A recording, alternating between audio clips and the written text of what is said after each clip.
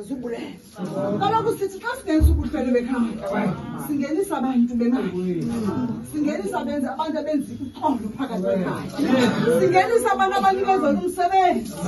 singenisa abantu abenza abantu ababengamagqirha singenisa abantu abenza into abantu abangobumendwe lapha kezali baza singenisa abantu abazakwazi ukusikhusela ezintabeni singenisa namaxhwele ekhaya singenisa nabantu abaneziphiwo ekhaya ngokusithetha ngokhokho dadu ba angibulela igama manilivelile yasi masicama kushini ngenye ixesha xa kubuza kaluvu nisathi ubuhlungu ubani lokho kaloku uphila phakathi enkundla bayitela amakhandlela nempebo nithi sicela igama isebenzini esimaziyo angibulele mangunomvula masicama kushini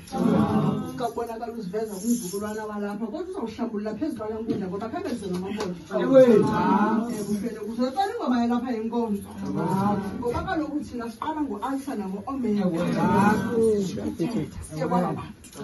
siyakwazi inkomo ingakhali emzini ngongqevu yam